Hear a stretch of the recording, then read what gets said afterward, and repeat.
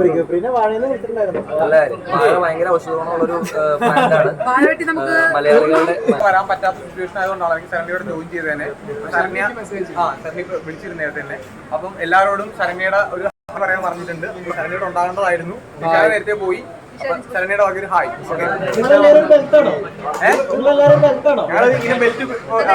കണ്ടു കഴിയുമ്പോഴത്തേക്കും വലുതായി ഒരു 10-25 പേര് ഇങ്ങനെ നേരത്തെ ബെൽറ്റ്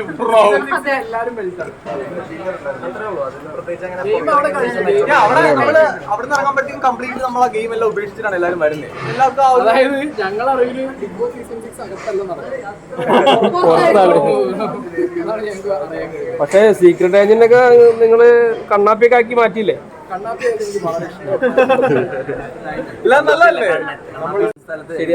ഷോന്റെ ബേസിക് ഉദ്ദേശം അത് തന്നെയാണ്.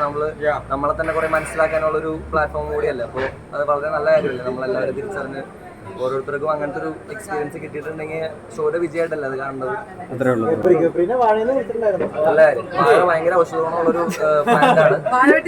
മലയാളികളുടെ ലൈഫിൽ ഒഴിവാക്കാൻ പറ്റാത്ത ഒരാളാണ് ഞാൻ. നല്ല നമ്മളിപ്പോ അങ്ങോട്ടും ഇങ്ങോട്ടൊക്കെ ഇപ്പൊ തമാശക്ക് നമ്മൾ എന്തൊക്കെ വിളിക്കും അതിനൊക്കെ ആ ഒരു മൂഡിലല്ലേ കാണണ്ടേ. ഇപ്പൊ ഇവിടെ നിൽക്കുന്ന ഇപ്പൊ ഞങ്ങൾ 4 പേരെയും പല രീതിയിൽ സോഷ്യൽ മീഡിയയിൽ അങ്ങോട്ടും ഇങ്ങോട്ടൊക്കെ പല വേർഡ്സ് ഉപയോഗിച്ച് കളിയാക്കിയൊക്കെ വിളിക്കാറുണ്ട്. അപ്പൊ നമ്മൾ അതിനെ ആ ഒരു മൂടി കണ്ടാൽ മതി. ഇപ്പം ഏറ്റവും അടുത്ത സുഹൃത്തുക്കള് അങ്ങോട്ടും ഇങ്ങനെ കളിയാക്കാറുണ്ട്. ഇപ്പൊ ഞാൻ ഗബ്രിയെ കളിയാക്കാറുണ്ട്, ഞാൻ സായനെ കളിയാക്കാറുണ്ട്, നന്ദുവിനെ കളിയാക്കാറുണ്ട്. അപ്പൊ നമ്മൾ ആ രീതിയിലേ കാണുന്നുള്ളൂ. ഇപ്പൊ ഞങ്ങൾ ഈ നിൽക്കുന്ന 4 പേരാണെങ്കിൽ തന്നെ സോഷ്യൽ മീഡിയ എന്ത് വന്നാലും അതിനെ പോസിറ്റീവായിട്ട് കാണുക, കളയുന്നതിനെ കളഞ്ഞേക്കുക, അത്രേ ഉള്ളൂ.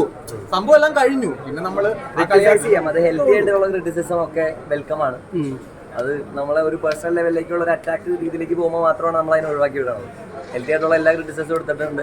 ഇതെല്ലാം അതിനുള്ള രീതിയിലുള്ള നമ്മൾ സെൽഫായിട്ടുള്ള വ്യത്യാസങ്ങൾ വരുത്താൻ ശ്രമിക്കുന്നുണ്ട്. പിന്നെ ജേണിക്ക് അങ്ങോട്ടും ഇങ്ങോട്ടൊക്കെ മിസ്അണ്ടർസ്റ്റാൻഡിംഗ് നമ്മൾ പുറത്ത് വന്ന്